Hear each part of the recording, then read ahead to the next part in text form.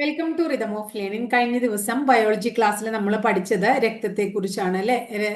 അതായത് ശ്വേതരക്താണുക്കള്, അരുണ രക്താണുക്കള്, പ്ലേറ്റ്ലെറ്റ്സുകള്, അത്തരം കാര്യങ്ങളൊക്കെ നമ്മൾ പഠിച്ചു. ഇന്ന് നമുക്ക് രക്തഗ്രൂപ്പുകളെ കുറിച്ചും അതുപോലെ തന്നെ രക്തക്കുഴലുകളെ കുറിച്ചൊക്കെ പഠിക്കണം. അതിനു മുമ്പ് നമുക്ക് പരീക്ഷയ്ക്ക് നമ്മളോട് ചോദിക്കാറുണ്ട്, രക്തത്തിനും കലകൾക്കും ഇടയിലുള്ള ഇടനിലക്കാർ എന്ന് പറയുന്നത് ആരെയാണ്, അല്ലെങ്കിൽ ലിംഫ് വ്യവസ്ഥയിലെ ഏറ്റവും വലിയ അവയവം എന്ന് വിളിക്കുന്നത് ഏതിനെയാണെന്നൊക്കെ പറഞ്ഞ് ചെറിയ ചെറിയ ചില ചോദ്യങ്ങൾ നമ്മളോട് വരാറുണ്ട്. അപ്പൊ അത്തരം ഒന്ന് രണ്ട് കാര്യങ്ങൾ പഠിച്ചതിന് ശേഷം നമുക്ക് രക്തഗ്രൂപ്പിലേക്കും അതുപോലെ തന്നെ രക്തക്കുഴലുകളിലേക്കൊക്കെ പോവാം.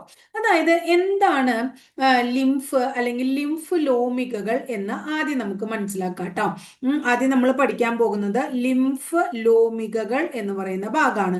എന്താണ് ലിംഫ് ലോമികകൾ എന്ന് പറഞ്ഞാൽ, കോശാന്തര സ്ഥലത്ത് രക്തലോമികകളെ കൂടാതെ കാണപ്പെടുന്ന ഒരഗ്രം അടഞ്ഞ ചെറുകുഴലുകളാണ് ലിംഫ് ലോമികകൾ.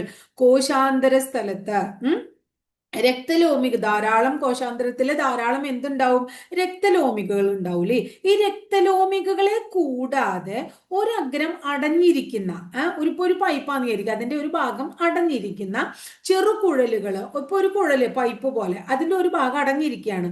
അത്തരം കുഴലുകളെയാണ് നമ്മൾ എന്ത് വിളിക്കുന്നത്, ലിംഫ് ലോമികകൾ എന്ന് വിളിക്കുന്നത്. ഈ ലിംഫ് ലോമികകളിൽ ഒരു ദ്രവം ചെന്ന് അടിയാണ്. ലിംഫ് ലോമികകളിൽ എത്തുന്ന ദ്രവത്തെ നമ്മൾ എന്ത് വിളിക്കുന്നു, ലിംഫ് എന്ന് വിളിക്കുന്നു. അതിൽ എത്തുന്ന ദ്രവത്തെ നമ്മൾ എന്താ വിളിക്കുക, ലിംഫ്. ഈ ലിംഫാണ് രക്തത്തിനും കലകൾക്കും ഇടയിലുള്ള ഇടനിലക്കാർ എന്നറിയപ്പെടുന്നത്. അപ്പൊ രക്തത്തിനും കലകൾക്കും ഇടയിലുള്ള ഇടനിലക്കാർ, രക്തത്തിനും കലകൾക്കും ഇടയിലുള്ള ഇടനിലക്കാർ എന്ന് അറിയപ്പെടുന്നത് എന്താണ്, ലിംഫാണ്. ലിംഫ് ഒരു ദ്രവമാണ്. എവിടെ കാണപ്പെടുന്നത്, ലിംഫ് ലോമികകളിൽ കാണപ്പെടുന്ന ഒരു ദ്രവമാണ്. അപ്പൊ ലിംഫ് ലോമികകൾ എന്താന്ന് പറഞ്ഞേ, അതായത് കോശാന്തര സ്ഥലത്ത് നമ്മുടെ രക്തലോമികകളെ കൂടാതെ കാണപ്പെടുന്ന ഒരു അഗ്രം അടഞ്ഞ ചെറിയ ചെറിയ കുഴലുകളെയാണ് നമ്മൾ ലിംഫ് ലോമികകൾ എന്ന് വിളിക്കുന്നത്. ഈ ലിംഫ് വ്യവസ്ഥയുണ്ടല്ലോ, ലിംഫ് വ്യവസ്ഥയെ ബാധിക്കുന്ന ഒരു രോഗമാണ്. ലിംഫ് വ്യവസ്ഥയെ ബാധിക്കുന്ന രോഗത്തിന്റെ പേരാണ് മന്ത്. ലിംഫ് വ്യവസ്ഥയെ ബാധിക്കുന്ന ഒരു രോഗമാണ് മന്ത്. അപ്പോ മന്ത് ഏത് വ്യവസ്ഥയെ ബാധിക്കുന്നു, ലിംഫ് വ്യവസ്ഥയെ ബാധിക്കുന്ന രോഗമാണ്. ലിംഫ് വ്യവസ്ഥയിലെ ഏറ്റവും വലിയ അവയവം, ലിംഫ് വ്യവസ്ഥയിലെ ഏറ്റവും വലിയ അവയവം ഏത് എന്ന് ചോദിച്ചാൽ, ലിംഫ് വ്യവസ്ഥയിലെ ഏറ്റവും വലിയ അവയവത്തിന്റെ പേര് പ്ലീഹ എന്ന് വിളിക്കും. ലിംഫ് വ്യവസ്ഥയിലെ ഏറ്റവും വലിയ അവയവത്തിന്റെ പേരെന്താണ്, പ്ലീഹ എന്നാണ്. മനുഷ്യ ശരീരത്തിലെ ബ്ലഡ് ബാങ്ക് എന്നറിയപ്പെടുന്നത് പ്ലീഹയാണ്. അപ്പൊ പ്ലീഹയെ മനുഷ്യ ശരീരത്തിലെ എന്ത് വിളിക്കുന്നു, ബ്ലഡ് ബാങ്ക് എന്ന് വിളിക്കുന്നു. അപ്പൊ മനുഷ്യ ശരീരത്തിലെ ബ്ലഡ് ബാങ്ക് എന്ന് വിളിക്കുന്നത് പ്ലീഹയാണ്. മനുഷ്യ ശരീരത്തിലെ ബ്ലഡ് ബാങ്ക് എന്ന് വിളിക്കുന്നു. ചുവന്ന രക്താണുക്കളുടെ ശവപ്പറമ്പ്, ചുവന്ന രക്താണുക്കളുടെ ശവപ്പറമ്പ് എന്ന് അറിയപ്പെടുന്നതും പ്ലീഹയാണ്. ചുവന്ന രക്താണുക്കളുടെ ശവപ്പറമ്പ് എന്നറിയപ്പെടുന്നത് പ്ലീഹയാണ്. ഇനി മനുഷ്യ ശരീരത്തിലെ ഏറ്റവും വലിയ ലസികാ ഗ്രന്ഥി എന്ന് വിളിക്കുന്നതും ഏതിനെയാണ്, പ്ലീഹയാണ്. അപ്പൊ പ്ലീഹ എന്തൊക്കെയാന്ന് പറഞ്ഞത്, മനുഷ്യ ശരീരത്തിലെ ലിംഫ് വ്യവസ്ഥയിലെ ഏറ്റവും വലിയ അവയവമാണ് പ്ലീഹ. ലിംഫ് വ്യവസ്ഥയിലെ ഏറ്റവും വലിയ അവയവമാണ് പ്ലീഹ എന്ന് പറയുന്നത്. മനുഷ്യ ശരീരത്തിലെ ബ്ലഡ് ബാങ്ക് എന്ന് പ്ലീഹയെ വിളിക്കുന്നു. മനുഷ്യ ശരീരത്തിലെ ഏറ്റവും വലിയ ലസിക ഗ്രന്ഥിയാണ് പ്ലീഹ. ചുവന്ന രക്താണുക്കളുടെ ശവപ്പറമ്പ് എന്ന് വിശേഷിപ്പിക്കുന്നത് ഏതാണ്, പ്ലീഹയാണ്. ചുവന്ന രക്താണുക്കളുടെ ശവപ്പറമ്പ് എന്ന് വിളിക്കുന്നത് പ്ലീഹയാണ്. പ്രതിരോധ വ്യവസ്ഥയിലെ ഏറ്റവും വലിയ അവയവമാണ് പ്ലീഹ ട്ടോ. പ്രതിരോധ വ്യവസ്ഥ എടുക്കുമ്പോൾ ആ പ്രതിരോധ വ്യവസ്ഥയിലെ ഏറ്റവും വലിയ അവയവം എന്ന് വിളിക്കുന്നതും ഏതിനെ തന്നെയാണ്, നമ്മുടെ പ്ലീഹയെ തന്നെയാണ്. അപ്പൊ നമ്മൾ പറഞ്ഞു ലിംഫ് വ്യവസ്ഥയിലെ ഏറ്റവും വലിയ അവയവമാണ് പ്ലീഹ, പ്രതിരോധ വ്യവസ്ഥയിലെ ഏറ്റവും വലിയ അവയവമാണ് പ്ലീഹ, ചുവന്ന രക്താണുക്കളുടെ ശവപ്പറമ്പാണ് പ്ലീഹ, അതുപോലെ ഏറ്റവും വലിയ ലസിക ഗ്രന്ഥിയാണ് പ്ലീഹ, ബ്ലഡ് ബാങ്ക് എന്ന് വിളിക്കുന്ന പ്ലീഹയാണ് അല്ലെ. ആ ലിംഫ് വ്യവസ്ഥയിലെ അവയവമായ ഏറ്റവും വലിയ അവയവമാണ് പ്ലീഹ എന്ന് പറഞ്ഞു. ആ ലിംഫ് വ്യവസ്ഥയെ ബാധിക്കുന്ന രോഗമാണ് എന്തെന്ന് പറഞ്ഞത്, ബ്ലഡ് നമ്മുടെ മന്ത് എന്ന് പറയുന്നത്. ലിംഫ് വ്യവസ്ഥയെ ബാധിക്കുന്ന രോഗമാണ് എന്തെന്ന് പറഞ്ഞത്, മന്ത് ട്ടോ. ഇനി അടുത്തത് ശരീരത്തിലെ ആയുധപ്പുരയെന്നോ പട്ടാള ക്യാമ്പ് എന്നോ ഒക്കെ പറയുന്നത് പ്ലീഹയാണ്. അപ്പൊ എന്തൊക്കെ വിശേഷണങ്ങളാണുള്ളത് അല്ലെ, ശരീരത്തിലെ ആയുധപ്പുര, ശരീരത്തിലെ ആയുധപ്പുര, അതുപോലെ തന്നെ പട്ടാള ക്യാമ്പ്, പട്ടാള ക്യാമ്പ് എന്നൊക്കെ എന്തിനെ നമ്മൾ വിളിക്കുന്നു, പ്ലീഹയെ വിളിക്കുന്നു. ശരീരത്തിലെ ആയുധപ്പുര, പട്ടാള ക്യാമ്പ് എന്നൊക്കെ വിളിക്കുന്ന അവയവമാണ് പ്ലീഹ. അപ്പൊ ശരിക്കും നമ്മൾ ലിംഫ് വ്യവസ്ഥയിലെ ഏറ്റവും വലിയ അവയവമായ പ്ലീഹയെ കുറിച്ചാണ് ഇത്രയും കാര്യം പറഞ്ഞത്. ആ പ്ലീഹയിലേക്ക് എത്താൻ വേണ്ടിയിട്ടാണ് നമ്മൾ എന്താ ലിംഫ് ലോമികകളെ കുറിച്ച് പറഞ്ഞത് അല്ലെ. കോശാന്തര സ്ഥലത്ത് രക്തലോമികളെ കൂടാതെ കാണപ്പെടുന്ന ഒരഗ്രമറിഞ്ഞ ചെറു കുഴലുകളാണ് ലിംഫ് ലോമികകൾ. ആ ലിംഫ് ലോമികളിൽ എത്തുന്ന ടിഷ്യൂ ദ്രവമാണ് എന്ത് പറഞ്ഞ ലിംഫ് എന്ന് പറഞ്ഞിട്ടുണ്ടെങ്കിൽ അല്ലെ. ഇനി രക്തത്തിലും കലകൾക്കും ഇടയിലുള്ള ഇടനിലക്കാർ എന്ന് നമ്മൾ എന്തിനെ വിളിക്കുന്നു, ലിംഫിനെ വിളിക്കുന്നു. ലിംഫ് വ്യവസ്ഥയെ ബാധിക്കുന്ന ഒരു രോഗമാണ് മന്ത്. ലിംഫ് വ്യവസ്ഥയിലെ ഏറ്റവും വലിയ അവയവമാണ് പ്ലീഹ. മനുഷ്യ ശരീരത്തിലെ ബ്ലഡ് ബാങ്ക് ആണ് പ്ലീഹ. മനുഷ്യ ശരീരത്തിലെ ഏറ്റവും വലിയ ലസിക ഗ്രന്ഥിയാണ് പ്ലീഹ. ചുവന്ന രക്താണുക്കളുടെ ശവപ്പറമ്പ് എന്നറിയപ്പെടുന്നത് ഏതിനെയാണ്, പ്ലീഹയാണ്. പ്രതിരോധ വ്യവസ്ഥയിലെ ഏറ്റവും വലിയ അവയവമാണ് പ്ലീഹ. ശരീരത്തിലെ ആയുധപ്പുരയെന്നോ പട്ടാള ക്യാമ്പ് എന്നൊക്കെ വിളിക്കാവുന്നത് ഏതിനെയാണ്, പ്ലീഹയാണ്. ഇത്രയും കാര്യം ക്ലിയർ ആയില്ലേ? അപ്പോൾ വളരെ ഇമ്പോർട്ടന്റ് ആണ് പ്ലീഹ എന്ന് പറയുന്ന ഭാഗം. ഇനി അടുത്തത് നമ്മൾ പഠിക്കാൻ പോകുന്നത് രക്തഗ്രൂപ്പ് എന്ന് പറയുന്ന ഭാഗമാണ്. അപ്പൊ രക്തഗ്രൂപ്പിനെ കുറിച്ചാണ് നമ്മൾ പഠിക്കുന്നത്. അപ്പൊ രക്തഗ്രൂപ്പിനെ കുറിച്ച് പറയുന്നു. രക്തഗ്രൂപ്പ് കണ്ടെത്തിയത് കാൾ ലാൻഡ് സ്റ്റൈനർ എന്ന് പറയുന്ന വ്യക്തിയാണ്. ആരാണ്, എപ്പോഴും പരീക്ഷയ്ക്ക് ചോദിക്കാറുള്ള ഒരാളാണ് Karl Landsteiner. Karl Landsteiner എന്ന് പറയുന്ന ആളാണ്. Karl Landsteiner, Karl Landsteiner എന്ന് പറയുന്ന ആളാണ് രക്തഗ്രൂപ്പ് കണ്ടെത്തിയത്. ഇനി രക്തഗ്രൂപ്പ് എന്ന് പറയുമ്പോൾ ചില രക്തഗ്രൂപ്പ് പോസിറ്റീവ് ഗ്രൂപ്പ് ആവും, ചില രക്തഗ്രൂപ്പ് നെഗറ്റീവ് ഗ്രൂപ്പ് ആവും. അങ്ങനെ രക്തഗ്രൂപ്പ് പോസിറ്റീവ് ആണോ നെഗറ്റീവ് ആണോ എന്ന് നിശ്ചയിക്കുന്നത് എന്താണ്, RH ഫാക്ടർ ആണ്. രക്തത്തിലെ RH ഫാക്ടർ ആണ് രക്തഗ്രൂപ്പ് പോസിറ്റീവ് ആണോ അതുപോലെ തന്നെ നെഗറ്റീവ് ആണോ എന്ന് തീരുമാനിക്കുന്നത്. ഈ RH ഫാക്ടർ കണ്ടെത്തിയതും ആര് തന്നെയാണ്, കാൾ ലാൻഡ്സ്റ്റീനർ ആണ്. അത് റീസസ് കുരങ്ങുകളിലാണ് അദ്ദേഹം കണ്ടെത്തിയത്. ഏതിലാണ്, റീസസ് കുരങ്ങുകളിലാണ് കണ്ടെത്തിയത്. അപ്പൊ രക്തഗ്രൂപ്പ് കണ്ടെത്തിയത് ആരാണ്, കാൾ ലാൻഡ്സ്റ്റീനർ ആണ്. ഇനി രക്തത്തിലെ RH ഫാക്ടർ കണ്ടെത്തിയത് നമ്മുടെ കാൾ ലാൻഡ്സ്റ്റീനർ ആണ്. എന്താണ് RH ഫാക്ടർ, രക്തഗ്രൂപ്പ് പോസിറ്റീവ് ആണോ നെഗറ്റീവ് ആണോ എന്ന് നിശ്ചയിക്കുന്ന വസ്തുവാണ് RH ഫാക്ടർ എന്ന് പറയുന്നത്. ഈ RH ഫാക്ടർ കാൾ ലാൻഡ്സ്റ്റീനർ കണ്ടെത്തിയത് റീസസ് കുരങ്ങുകളിലാണ്.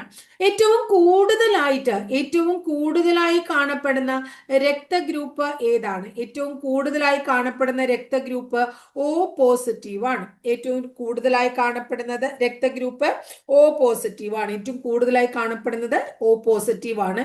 ഏറ്റവും കുറവായി കാണപ്പെടുന്നത് AB നെഗറ്റീവ് ആണ്. ഏറ്റവും കുറവായി കാണപ്പെടുന്നത് AB നെഗറ്റീവ് ഗ്രൂപ്പാണ്. ഏറ്റവും കുറവായിട്ട് കാണപ്പെടുന്നത് AB നെഗറ്റീവ് ആണ്. ഇനി സാർവത്രിക ദാതാവ് എപ്പോഴും പരീക്ഷയ്ക്ക് ചോദിക്കാറുള്ളതാണ്. സാർവത്രിക ദാതാവ് എന്ന് വിളിക്കുന്നത് O ഗ്രൂപ്പിനെയാണ്.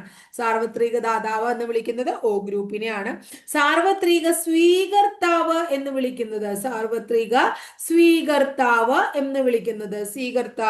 വിളിക്കുന്നത് AB ഗ്രൂപ്പിനെയാണ്.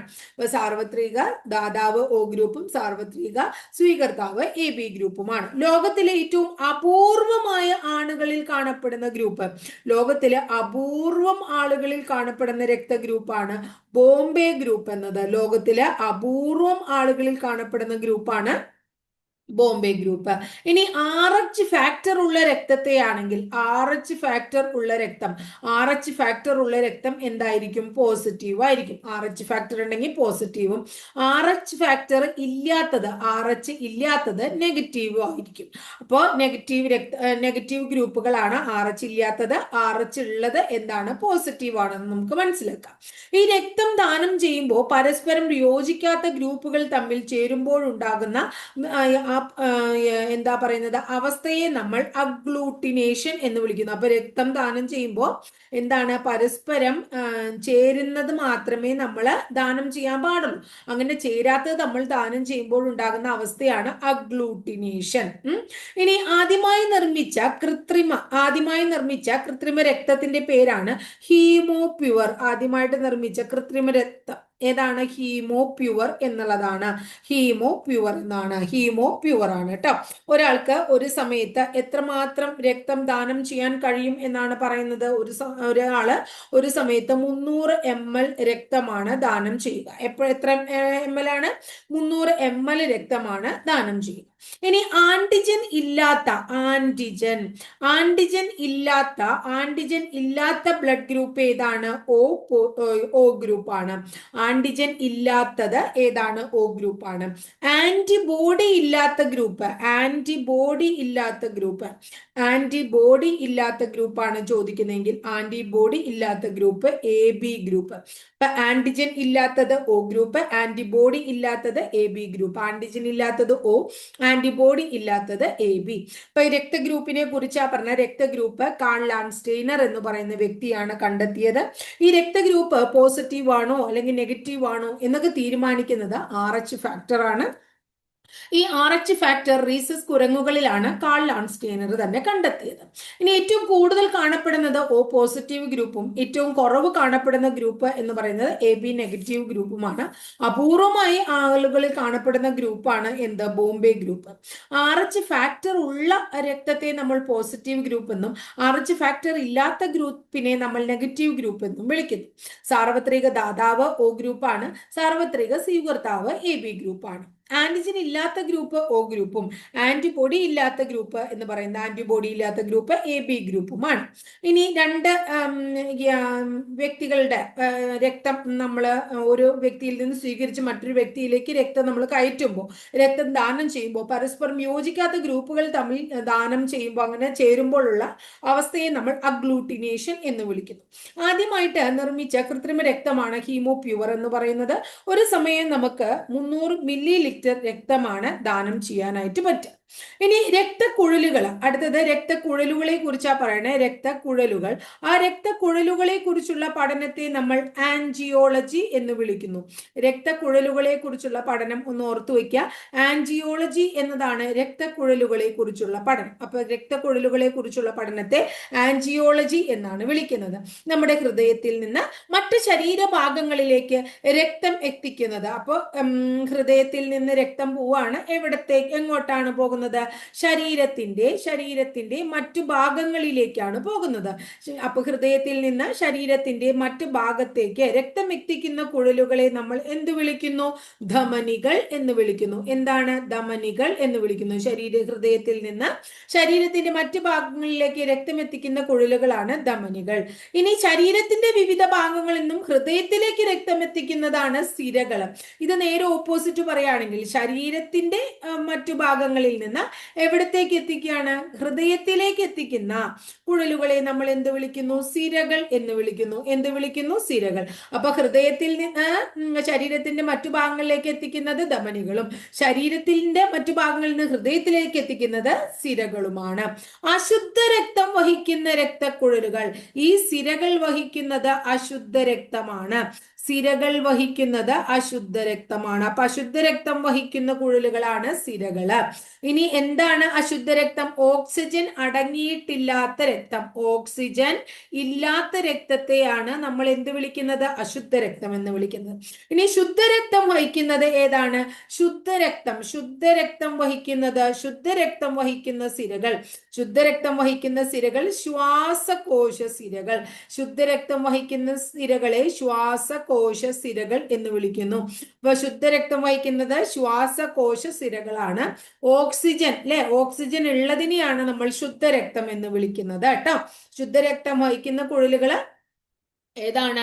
ശുദ്ധരക്തം വഹിക്കുന്ന കുഴലുകള് ധമനികളാണ്. ശുദ്ധരക്തം വഹിക്കുന്ന കുഴലുകള് ധമനികളും, ശുദ്ധരക്തം വഹിക്കുന്ന രക്തക്കുഴലുകള് ഏതാണ്? ശുദ്ധരക്തം വഹിക്കുന്ന സിരകള് ശ്വാസകോശ സിരകളുമാണ്.